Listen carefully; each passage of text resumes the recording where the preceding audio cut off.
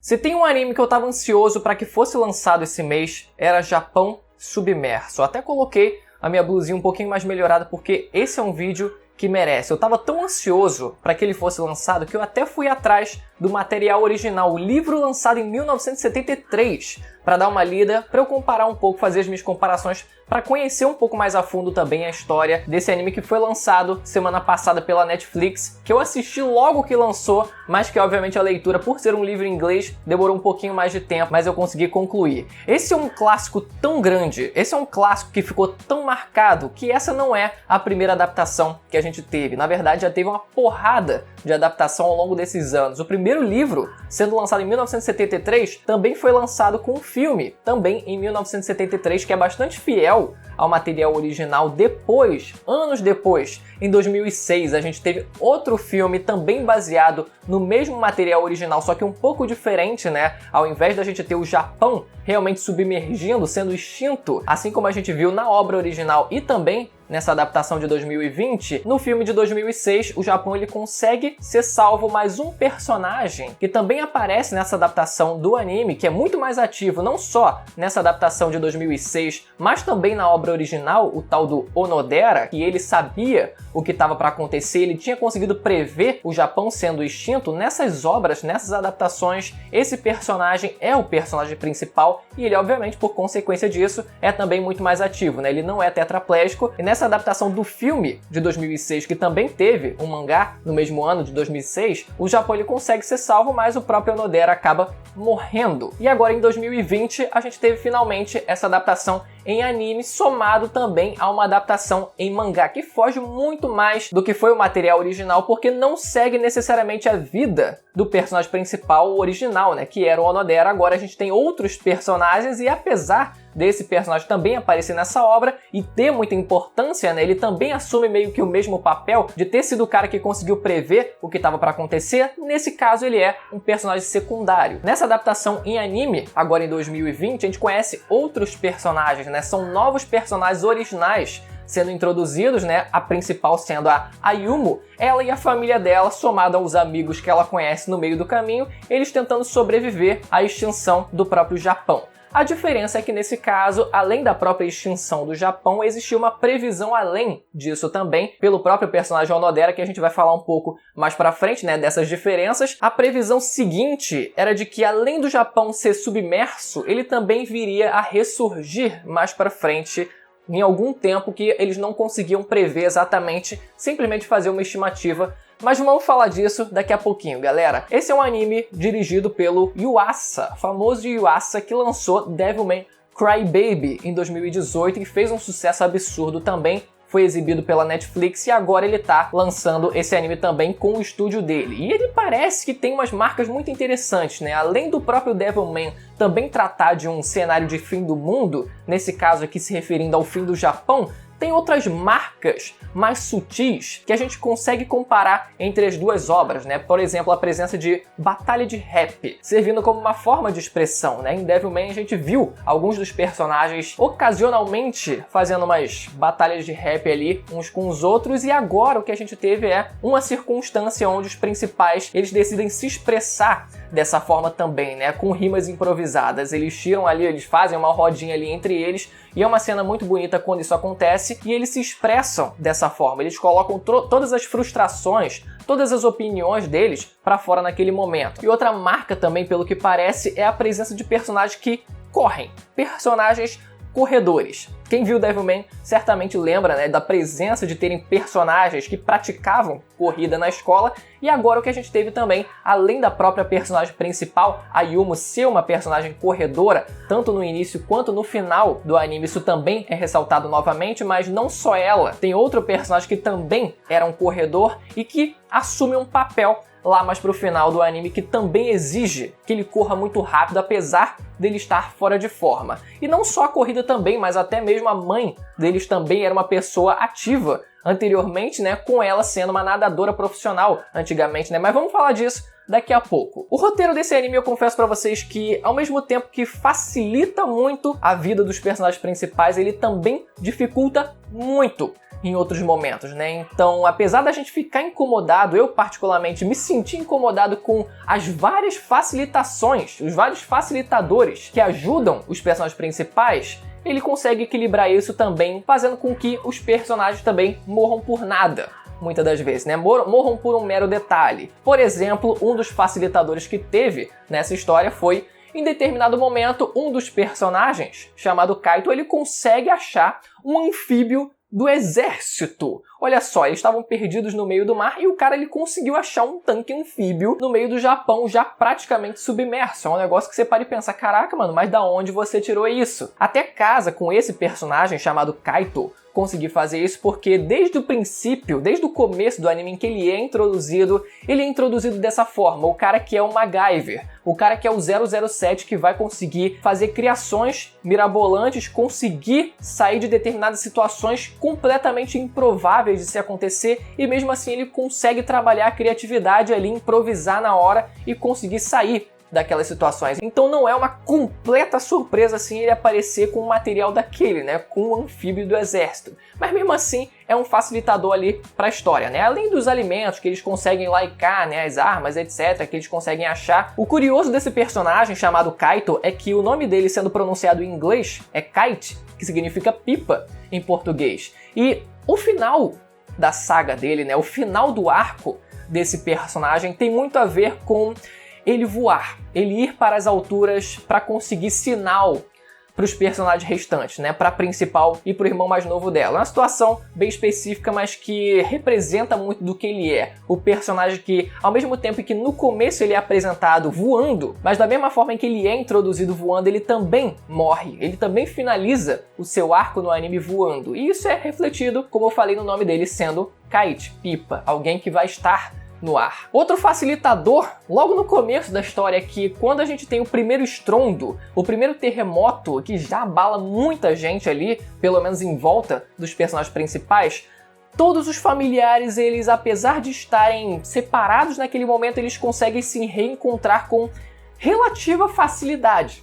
Com relativa facilidade, todos eles conseguem se livrar daquele terremoto, né? Tudo bem que o ponto de encontro deles não foi coincidência, mas todos eles sobrevivem logo no começo e falam, tudo bem. Mas ao longo da história, apesar deles terem sobrevivido a isso no comecinho, os personagens eles vão morrendo. Uma morte bem besta, que dá pra ser considerada assim, é a morte do pai dessa família. O pai deles era o típico pai perfeito, o cara protetor, o cara que era o pilar emocional até muitas das vezes para essa família, que guiava essa família. Ele tinha esse papel de liderança, de conduzir a família no meio daquele desastre.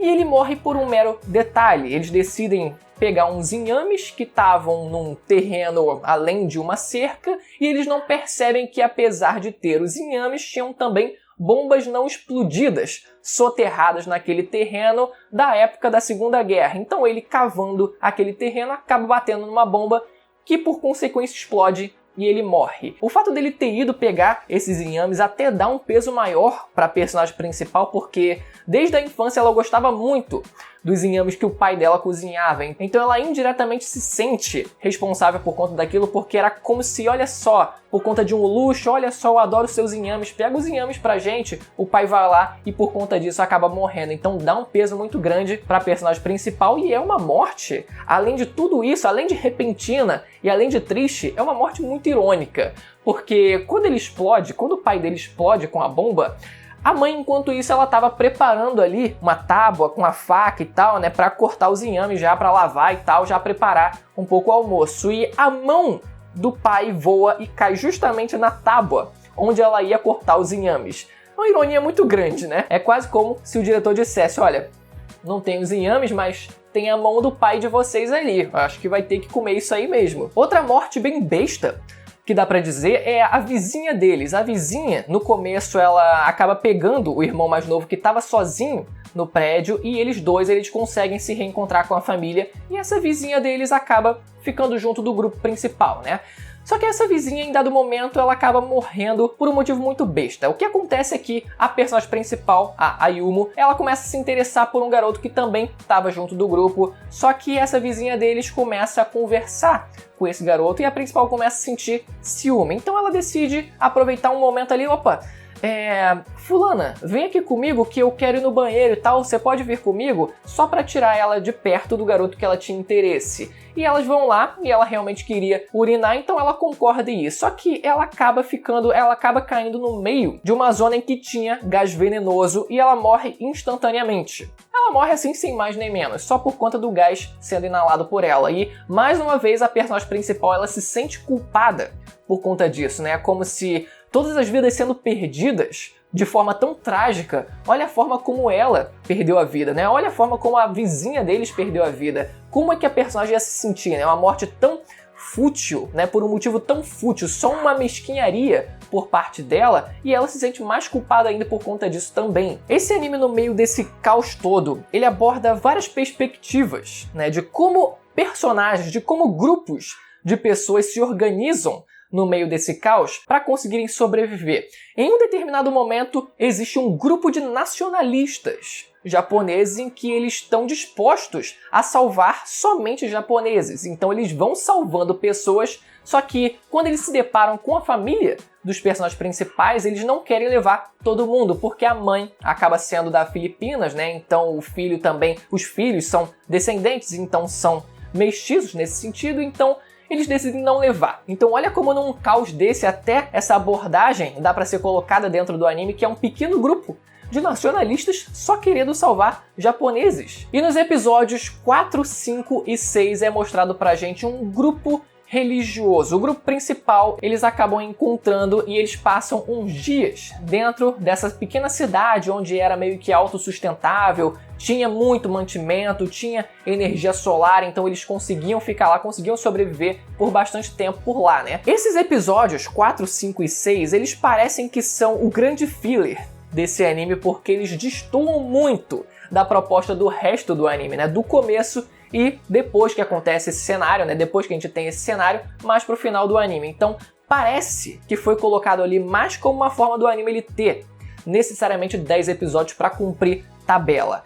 Existe alguma funcionalidade no meio dos personagens eles terem adentrado naquela pequena vila religiosa, né? Onde a líder, ela tem supostamente a princípio, mas depois é comprovado que ela tem o poder de falar com os mortos. O que ela faz é, quando alguém pede para falar com fulano de tal que morreu, ela consegue reproduzir o que aquela pessoa que havia morrido estaria falando naquele momento, né? Mesmo do céu, enfim, do além. Como eu falei, existe alguma funcionalidade no meio desses episódios, né? Algumas pequenas funcionalidades, como por exemplo, fortificar a relação da mãe com a filha, que estava muito quebrada por conta da morte do pai dela, então ela estava brigada com a mãe, e aquilo serve, aquele momento de paz, serve para elas se unirem um pouco e meio que conversarem, colocarem, né, as fichas na mesa, enfim, se acertarem nesse sentido. Serve também para desenvolver mais ainda a mãe dela, que conhece um cara e já começa a ter um interesse pelo cara, né? Eles têm um certo flerte ali um com o outro e a filha não aceita isso, porque a filha ainda não está preparada para ver a mãe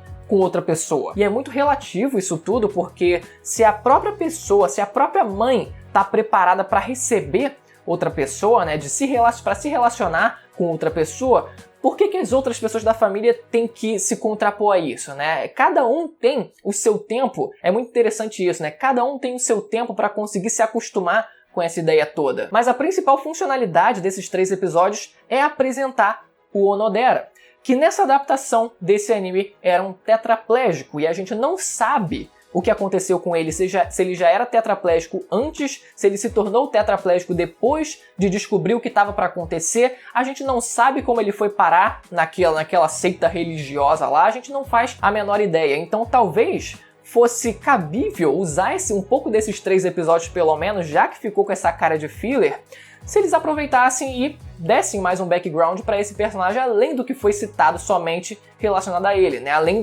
do básico mesmo, além do essencial que foi o fato dele saber o que estava para acontecer. Aproveitando já para falar um pouco do Onodera, ele é o personagem principal, como eu falei, do livro original em 1973 e também é o personagem principal nessas outras adaptações mais antigas que essa obra original também teve. Ele no livro, assim como no anime, ele também era um piloto de submarino, eles investigam o que estava para acontecer, mas a ideia do livro muito mais é a gente ter uma perspectiva mais de fora do que estava acontecendo, né? E uma perspectiva também muito mais científica e política dessa situação toda, né? Porque eles descobrem, junto de outros cientistas e professores, o que estava para acontecer e aquilo é passado para o governo japonês, né? Aquilo precisa ser passado para o governo ele conseguir fazer alguma coisa. Então, primeiro precisa desse processo de aceitação do governo, um processo de aceitação das pessoas que aquilo estava para acontecer. Então tem muito essa pegada política no livro que fica muito mais pesado, principalmente pelas partes mais científicas, das explicações do que estava para acontecer, etc. Fica muito mais pesado, uma leitura um pouco mais pesada nesse sentido do que, por exemplo, acompanhar o anime, que é a história de uma família que vive aquilo na pele. Eles simplesmente reagem ao que está acontecendo e eles estão muito mais inseridos. O processo, a saga de sobrevivência deles é muito mais intensa do que foi, por exemplo, com o Onodera e outros personagens que também estavam envolvidos nisso, né? Ele, por ter muitos contatos também, teve uns facilitadores para ele não sofrer tanto assim os impactos no Japão. Ele sofreu em alguns momentos bastante, no final também, mas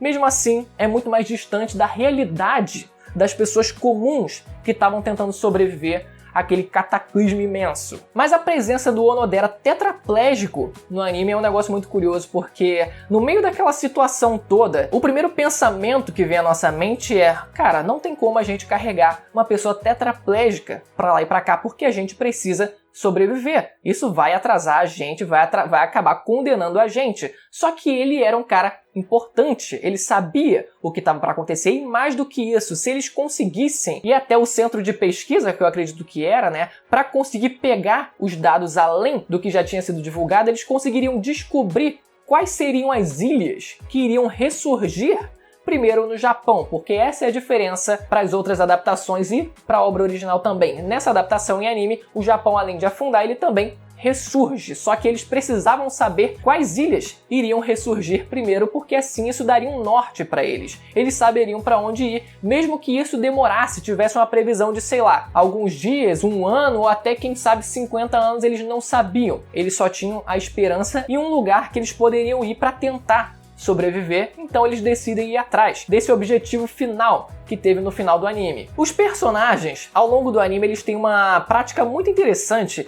e um tanto esquisita, que é tirar fotos, registrar fotos. Desde o começo em que os principais eles se reencontram, eles decidem bater fotos daquele momento, e é algo que eu sempre fiquei, cara, mas não faz muito sentido eles tirarem fotos de um momento tão triste como esse, onde as pessoas estão tão abaladas. E tem uma até que eu fiquei bastante incomodado, que é quando o grupo maior que tinha se formado decide se separar, parte decide ir para oeste, parte decide ir para leste, só que mesmo todo mundo estando naquele atrito, com as emoções à flor da pele, parte dessas pessoas já tendo começado a caminhar para os seus destinos, eles decidem, não, vamos tirar uma foto aqui, todo mundo volta, todo mundo se une, e eles decidem tirar essa foto. Eu sempre fiquei meio tipo, mas não faz muito sentido isso. Eu acho que a única foto tirada que realmente faz muito sentido, é um negócio muito mais genuíno mesmo, é quando eles estão numa pequena fonte termal, pelo que parecia, né? E eles estão descansando, eles decidem fazer a pequena batalha de rima deles lá, e realmente é um momento de relaxar para eles. Aquele era um momento de pequena paz no meio daquele caos inteiro. Então, depois deles terem colocado toda aquela emoção para fora no meio daquela batalha de rima, meio que eles estavam mais suscetíveis a tirar uma foto em que o sorriso deles fosse genuíno para a câmera. Esse anime tem vários momentos de tensão.